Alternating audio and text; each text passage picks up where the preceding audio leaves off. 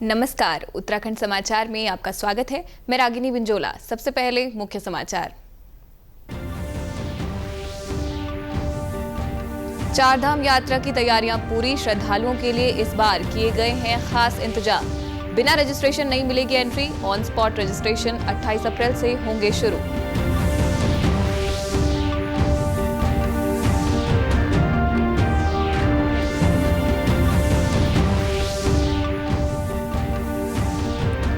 चारधाम यात्रा की तैयारियों को परखने के लिए आपदा प्रबंधन का पूर्वाभ्यास। विभिन्न जिलों में मॉक ड्रिल के माध्यम से जानी गई व्यवस्थाएं। रिस्पांस टाइम और राहत कार्यों में जहां दिखी कमी उसे दूर करने के दिए गए निर्देश।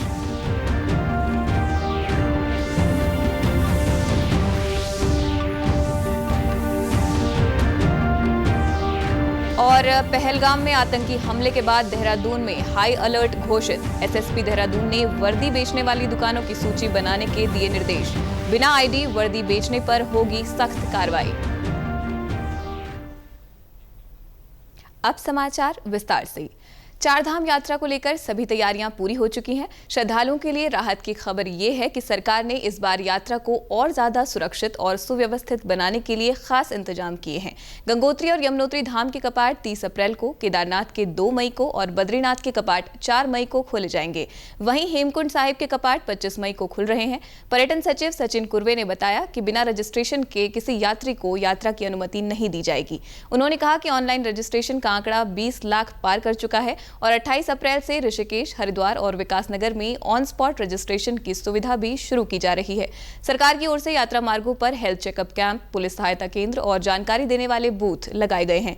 इस बार भीड़ नियंत्रण के लिए ई पास सिस्टम भी लागू किया गया है।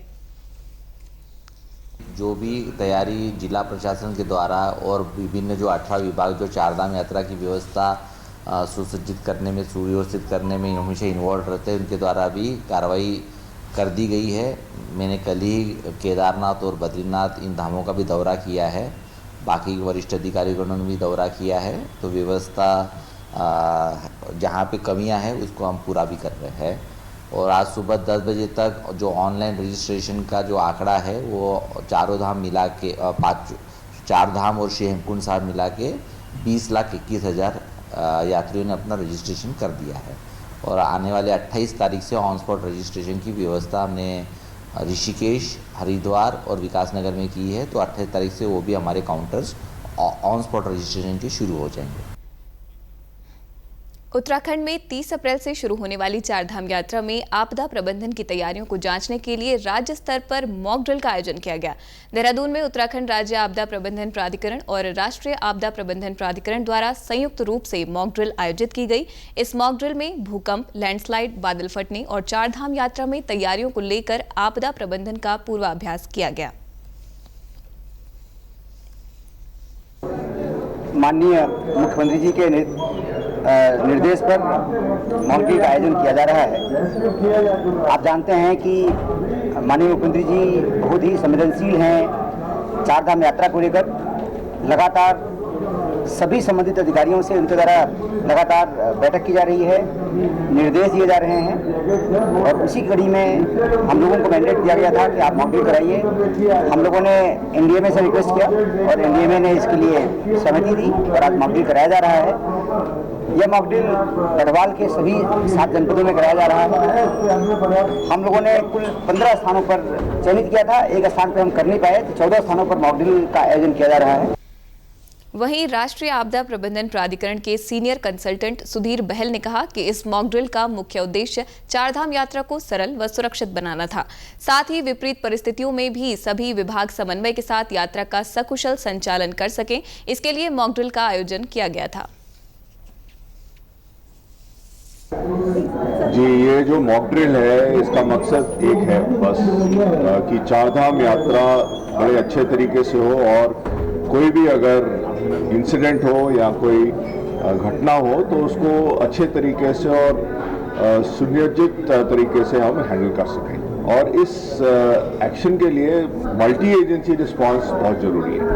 तो हम इस एक्सरसाइज के दौरान जो अलग अलग एजेंसीज हैं, अलग अलग महकमे हैं, एक साथ तालमेल से काम करें, इसका हम जो है डेमोन्स्ट्रेशन कर रहे हैं और इसका रिहर्सल कर रहे हैं।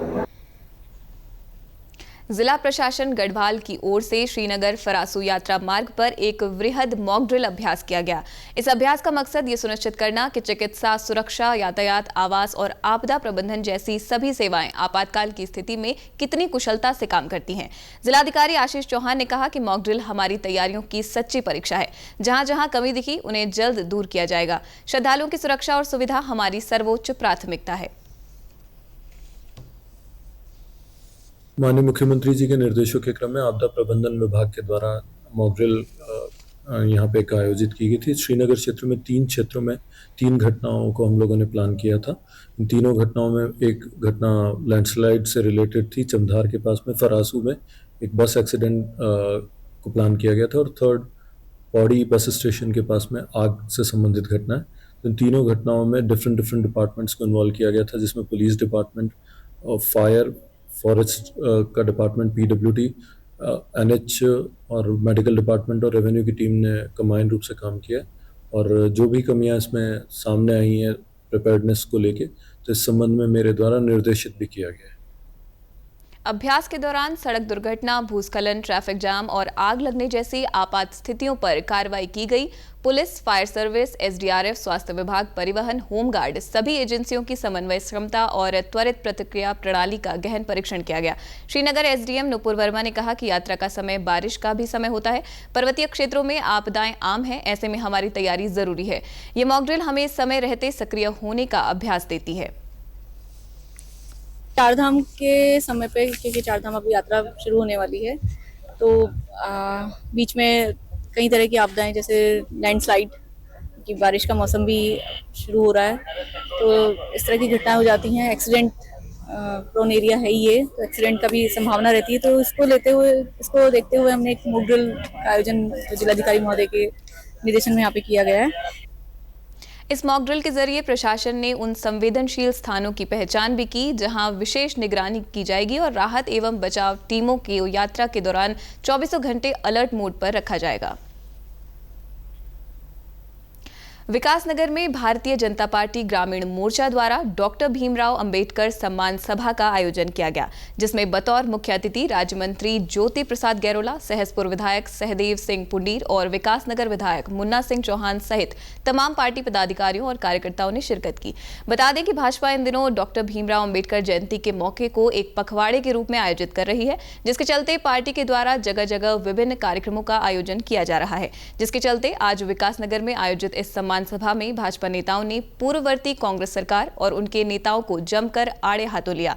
कहा कि कांग्रेस ने हमेशा से ही संविधान और बाबा साहेब की छवि को धूमिल करने का काम किया है।